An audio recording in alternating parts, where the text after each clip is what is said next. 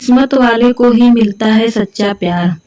नमन New York अपने business meeting के लिए गया था और अब वहां का सारा काम करके आज इंडिया लौटा था।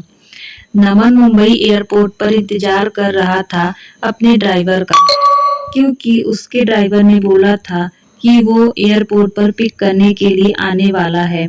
काफी टाइम हो गया था लेकिन वो नहीं आया और ना ही उसका कॉल लग रहा था। कुछ देर बाद नमन का फोन स्विच ऑफ हो गया था क्योंकि चार्ज नहीं था। इंतजार करते करते बहुत टाइम हो गया था तो नमन ने सोचा कि वो टैक्सी से ही चला जाए। फिर वो अपना सारा सामान लेकर एयरपोर्ट से बाहर निकला और टैक्सी की राह देख रहा था कि कोई आए। तभी एक टैक्सी आते देख नमन ने उसे हाथ दिखाकर रोका और जैसे ही बैठने गया तो एक लड़की दूसरे साइड से टैक्सी में बैठ गई। नमन ने कहा कि ये टैक्सी उसने रोकी है तो वो बोली, तो क्या हुआ, बैठी तो मैं पहले ना, आप दूसरी टैक्सी ले लो। नमन फिर उससे कहा कि आपको किस तरफ जाना है। उसने कहा मैं कहीं भी जाऊं, आपको उससे क्या मतलब। उसका यह सुन सब कि नमन को थोड़ा गुस्सा आने लगा। एक तो मैं कब से इंतजार कर रहा हूँ, ड्राइवर नहीं आया मेरा और ये इधर मुझसे बहस कर रही है। फिर नमन ने भी टैक्सी में बैठ गया और बोला भैया चलो। वो लड़की ज्यादा कुछ नहीं बोली और आगे चल के उसका घर आ गया तो वो नमन से पहले ही उतर गई और नमन ने आगे निकल निकल निकल गया टैक्सी में। फिर जब नमन को प्यास लगी तो वो पानी पीने के लिए पीछे वाली सीट पे पानी की बोतल लेने गया तो देखा उधर एक छोटा सा हैंड पर्स था जिसमें एक पैन कार्ड, आधार कार्ड और एक छोटी सी डायरी थी। वो पर्स उस लड़की का था। नमन ने ड्राइवर को बोला कि देखो ये उस लड़की का पर्स इधर छूट गया है, तुम इसे पुलिस स्टेशन में जाके जमा कर देना। फिर वो ड्राइवर बोलने लगा कि नहीं साहब, मैं नहीं पढ़ना चाहता ये पुलिस के चक्कर में। वो 10 सवाल पूछते हैं, बार बार पुलिस स्टेशन बुलाते हैं। मैं ठहरा एक ड्राइवर, दिन भर गाड़ी चलाकर कुछ पैसे कमाता हूँ।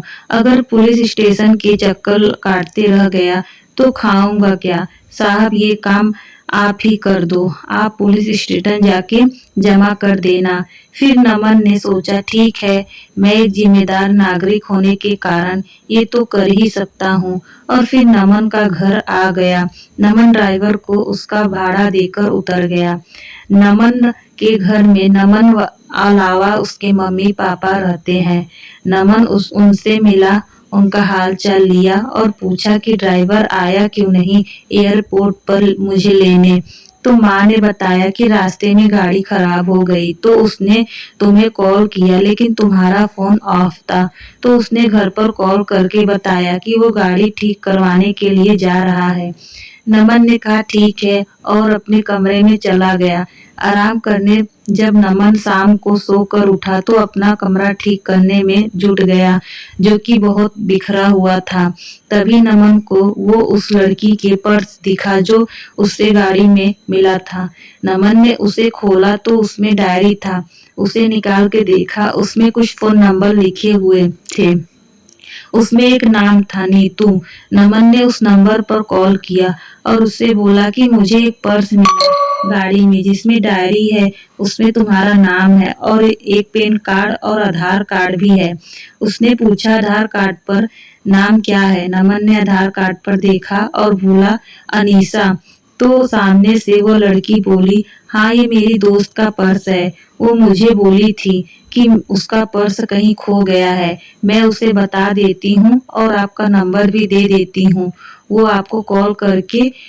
नमन ने कहा ठीक है। थोड़ी देर बाद एक नंबर से कॉल आता है। फोन उठाते ही सामने से लड़की बोलती है मेरा पर्स आपके पास है। नमन ने कहा आप कौन। तो वो बोली वही जिसका पर्स आपके पास है, जिसमें मेरा कुछ बहुत जरूरी सामान है। नमन ने कहा हाँ मेरे पास है, तुम उसे टैक्सी में भूल गई थी। वो बोली हाँ कल आप मुझे डेली कॉफ में मिलकर उसे लौटा सकते हैं। मैंने कहा हाँ। वो थैंक यू बोलकर कॉल रख दी। अगले दिन नमन कैफ गया उसका पर्स लौटाने के लिए। नमन सही टाइम पर पहुंचा था, लेकिन अनीसा लेट थी। नमन रुका था उसके लिए। कुछ देर बाद वो आई। आज तो बिल्कुल अलग ही लग रही थी कल से। उसके लंबे घने बाल थे जो खुले हुए थे। उसने सफेद और नीले रंग की सलवार कुर्ता पहना था। कानों में सुंदर से झुमके भी थे। नमन उसे बस देखता ही रह गया। वह धीरे धीरे नमन की तरफ चली जा रही थी। नमन का ध्यान ही नहीं था, वो बस उसे देखे जा रहा था। फिर वो बोली, हेलो, ध्यान कहाँ है आपका? मैं कुछ पूछ रही हूँ। तो नमन ने जल्दी से उठ गया और बोला, हाँ आओ, मैं तुम्हारा ही वेट कर रहा था। वो बोली, हाँ सॉरी, मुझे थोड़ा लेट हो गया। नमन बोला, कोई नहीं, ठीक है। फिर नमन ने कहा, कॉफी? वो बोली, नहीं सॉरी, अभी नहीं, मैं थोड़ी जल्दी में हूँ। आप मेरा पर्स दे दो, मुझे जाना है। नमन ने कहा, हाँ दे दूंगा, थोड़ा बैठकर कुछ बातें तो कर सकते हैं। वो बोली, जरूर, लेकिन आज नहीं, फिर कभी। मैंने कहा, ठीक है, लेकिन याद रखना अपनी बात, अगली बार साथ में बैठ के कॉफी पीना पड़ेगा। फिर मत कहना आज भी जल्दी में हूँ। वो बोली, हाँ ठीक है, अब मेरा पर्स दे दो। नमन ने उसका पर्स दे दिया और बोला, मैं तुम्हें कॉल कर सकता हूँ ना अगली बार मिलने के लिए? वो बोली, हाँ, और चली गई। नमन कुछ देर वहां रुका और फिर ऑफिस चला गया। नमन पूरी रात अनीसा के बारे में ही सोचता रहा। नमन उसे भूल ही नहीं पा रहा था। नमन को उसकी एक एक बात याद आ रही थी। अगले दिन नमन के कुछ दोस्त मिले और वो उसे बोलने लगे कि चल आज पार्टी करते हैं, बहुत दिन हो गए हैं, हम दोस्तों ने साथ में पार्टी नहीं किया है। नमन ने कहा, ठीक है, सब चल रहे हैं तो मैं भी चलता हूँ। फिर वो 5 दोस्त एक क्लब में गए। सब वहां बहुत नाचे, साथ में फिर थोड़ा ड्रिंक भी किया। तभी नमन की नजरें एक लड़की पर गई जो लगातार बहुत ड्रिंक कर रही थी।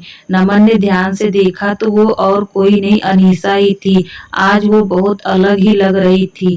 कहा, उस दिन जब वो नमन से मिली थी तो सलवार कुर्ते में आई थी और आज शॉर्ट स्कर्ट और टॉप में है और ड्रिंक कर रही है। नमन तो बिल्कुल ही चौंक गया और उसे देखकर नमन उसके पास जा ही रहा था उससे बात करने के लिए।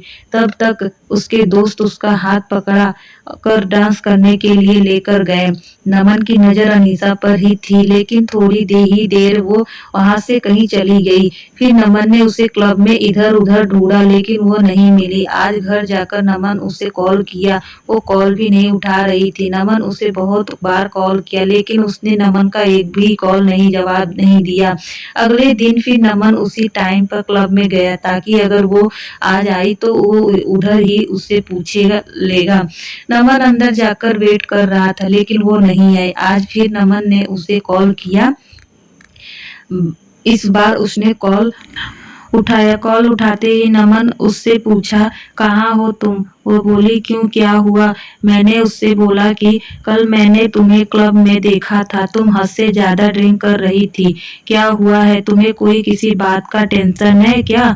वो बोली, नहीं, और कॉल कट कर दी। नमन फिर से उसे कॉल लगाया तो उसने कॉल नहीं उठाया। इस बार नमन वहां से घर चला गया। घर आकर उसने अनीसा को मैसेज किया कि अगर तुम्हें कोई किसी बात का टेंशन है तो मुझे बता सकती हो। उसका कोई रिप्लाई नहीं आया। 2-3 दिन हो चुके थे, अभी तक अनीसा ने कुछ नहीं कहा था। नमन फिर अनीसा को कॉल किया, उसने कॉल उठाया। नमन ने बड़े आराम से बोला कि तुमने कुछ रिप्लाई नहीं दिया मेरे मैसेज का। वह चुप ही थी। नमन ने फिर से बोला, ऐसे चुप नहीं रहो, कुछ बोलो, कुछ परेशानी हो तो बताओ, मैं तुम्हारी मदद कर सकता हूँ। फिर नमन ने कहा, अच्छा चलो कल उसी कैफ में मिलो, तुम्हारा काफी बाकी है। एक मुझ पे वो, हाँ ठीक है बोलकर कॉल रख दी। नमन बड़ी बेचैनी से कल का इंतजार कर रहा था। अगले दिन वह सुबह उठा, अच्छे से तैयार होकर अनीसा से मिलने के लिए निकला। आज नमन को खुद टाइम से पहले आकर इंतजार कर रही थी। थोड़ी ही देर में अनीसा आई। वो बहुत सुंदर दिख रही थी। आज उसने जींस टॉप पहना था और बाल वैसे ही खुले थे। वो जैसे आगे आ रही थी चल के, उसके बाल उसकी आंखों के तरफ तरफ आ रहे थे। वो उन्हें ठीक करती हुई आ रही थी। वो आके नमन के सामने वाली कुर्सी पर बैठ गई। वो शांत थी। नमन ने पूछा, कॉफी? वो हाकी से मुस्कुराहट साथ बोली, हाँ। नमन ने वेटर को कॉफी के लिए बोला और अनीसा से बोला, चलो अब बताओ क्या बात है जिससे तुम परेशान हो। पहले तो वो कुछ नहीं बोल रही थी। फिर नमन ने कहा, बोलो, कुछ तो बोलो कि मैं मुंबई में अकेले रहती हूँ। यहाँ मैं अपना करियर बनाने के लिए आई हूँ। ये बोलते बोलते वह चुप हो गई। मैंने कहा, हाँ आगे बोलो, इसमें क्या हुआ? ये तो सच अच्छी बात है, तुम अपने करियर पे इतना ध्यान दे रही हो। फिर वो बोली, लेकिन अब नहीं हो पा रहा है। मेरा काम में बिल्कुल ध्यान नहीं रहता। मुझे अपने बॉस से बहुत बार अब डांट सुननी पड़ती है और उसने तो ये तक कह दिया कि अगर ऐसा ही चलता रहा तो वो मुझे नौकरी से निकाल देगा। 2 महीने हो गए मेरे इस बर्ताव के, मुझे रोज डांट सुनी पड़ती है। मैंने उसे पूछा, ऐसा क्या हो गया कि तुम इतनी परेशान रह रही हो? वो चुप हो गई। फिर थोड़ी देर बाद बोली, मुझे कैंसर हो गया है। यह सुनकर नमन घबरा गया। आगे वो बोलती रही, 2 महीने पहले ही मैंने चेकअप करवाया था तो डॉक्टर ने बोला कि मुझे कैंसर हो गया है। अभी मैं 2nd स्टेज पर हूँ। यह सुनकर मैं कब से तब से परेशान रहती हूँ कि कैसे मैं सब कुछ करूँगी। मेरा इस दुनिया में कोई नहीं है। बचपन से ही मैं अनाथ हूँ। बस कुछ ऑफिस के दोस्त है। मैं ये बात अपने ऑफिस में नहीं बता सकती कि अगर बॉस को पता चला तो वो मुझे कहीं नौकरी से निकाल ना दे। 3 महीने पहले ही मेरा प्रमोशन हुआ है। मुझे हेड ऑफ डिपार्टमेंट बनाया है और ये सब हो गया है। अब मैं क्या करूं, कुछ समझ में नहीं आ रहा है। यह सब सुनकर नमन ने धीरे से उसका हाथ अपने हाथ में लिया और बोला, तुम अकेले नहीं हो, तुम्हारे साथ हूँ। वो चुपचाप नमन की ओर देखने लगी। नमन ने कहा, हाँ तुम सही सुन रही हो। मैं तो उसी दिन से तुम्हें पसंद करने लगा था जिस दिन तुम अपना पर्स लेने के लिए मुझसे मिलने आई थी। यह सुनकर उसने अपना हाथ पीछे कर लिया। नमन ने पूछा, क्या हुआ, हाथ क्यों हटा लिया तुमने? वो बोली, नहीं ये सब ठीक नहीं, मेरी जिंदगी का ही भरोसा नहीं है और मैं तुम्हें मेरे वजह से कोई परेशानी नहीं दे सकती। नमन उसे प्यार से समझाए कि नहीं, तुम मुझे कोई परेशानी नहीं दे रही हो। मैं तुम्हारा ध्यान रखना चाहता हूँ, तुम्हें अपनी जिंदगी का हिस्सा बनाना चाहता हूँ। मैं हमेशा तुम्हारे साथ रहूंगा, कभी तुम्हें अकेला नहीं छोड़ूंगा। वह बोली, नहीं तुम समझो, कल तो पता नहीं मैं रहूं या ना रहूं, तो तुम खुद को किसी को परेशानी में डाल रहे हो। नमन उसे बहुत समझाया लेकिन वो नहीं मानी और अपनी चली गई। नमन उसके पीछे गया, उसका हाथ पकड़ के रोका और उससे कहा, तुम्हें कभी भी किसी की जरूरत हो तो हमेशा तुम्हारे साथ रहूंगा। और फिर अनीसा चली गई। नमन उसे रोज उसका हाल पूछता था और डॉक्टर के पास चेकअप के लिए गई। नहीं टाइम पर सब दवाइयाँ ले रही हूँ कि उस दिन के बाद नमन ने कभी उसे अकेला नहीं महसूस होने दिया। नमन उसे रोज फोन करता था, उसका हाल चाल पूछता। 4 महीने हो चुके थे ऐसे बात करते। एक दिन ने शाम को फोन पर बात करते करते अनीसा को बेहोश हो गई। नमन उसे पुकारता रहा लेकिन वह कुछ नहीं बोल रही थी। नमन तुरंत उसके घर जाने के लिए निकल गया। उधर पहुंचा तो देखा अनीसा के घर कोई नहीं था। फिर उसके पड़ोसियों से पूछा तो पता चला कि वो हॉस्पिटल लेकर गए हैं। मैं तुरंत हॉस्पिटल पहुंचा। इंक्वायरी डेस्क पर उसके बारे में पता किया और उसके रूम की तरफ गया तो 2-3 लोग खड़े थे जो अनीसा के हॉस्पिटल लेकर गए थे। नमन उनसे पूछा कि क्या हुआ अनीसा को, तो वो बोले कि अनीसा अपने घर में बेहोश होकर गिर गई थी। वो तो उसके घर के दरवाजा थोड़ा खुला था तो एक बच्चे का बॉल खेलते खेलते उसके घर पर चली गई तो हमने जाकर देखा तो वो बेहोश पड़ी थी। अनीसा अकेले रहती है। यह तो हम उससे हॉस्पिटल लेकर आए हैं। तभी आईसीयू से एक डॉक्टर बाहर आए और बोले, अनीसा की हालत खराब है, हमें उसका ऑपरेशन करना पड़ेगा। नमन ने पूछा, ऑपरेशन के बाद अनीसा बिल्कुल ठीक हो जाएगी ना डॉक्टर? डॉक्टर ने कहा, अभी कुछ बोल नहीं सकते। नमन ने कहा, डॉक्टर आप ऑपरेशन की तैयारी कर लीजिए और पैसे की कोई फिक्र ना करें। यह सुनकर डॉक्टर चले गए। पूरे 5 घंटे ऑपरेशन रूम में डॉक्टर बाहर आए। नमन जल्दी से डॉक्टर के पास गया और पूछा, अनीसा कैसी है? डॉक्टर ने कहा ऑपरेशन सक्सेसफुल हुआ, घबराने की कोई बात नहीं है। कुछ नमन ने जान आई। उसने पूछा क्या मैं अनीसा से मिल सकता हूँ? डॉक्टर ने कहा हाँ अभी कुछ देर बाद। नमन ने कहा ठीक है। फिर नमन ने बाद में अनीसा से मिला। वो नमन को देखकर रोने लगी। नमन उसके पास बैठा। उसने कहा कि बोला मैंने हमेशा तुम्हारे साथ रहूंगा। यह सुनकर अनीसा और रोने लगी। नमन उसे चुप कराया और कहा अभी अभी तुम्हारा ऑपरेशन हुआ है, ऐसे में तुम्हें रोना नहीं चाहिए। हम दोनों बहुत देर तक एक साथ एक एक हाथ पकड़कर बैठे थे। फिर वो दोनों घर आए।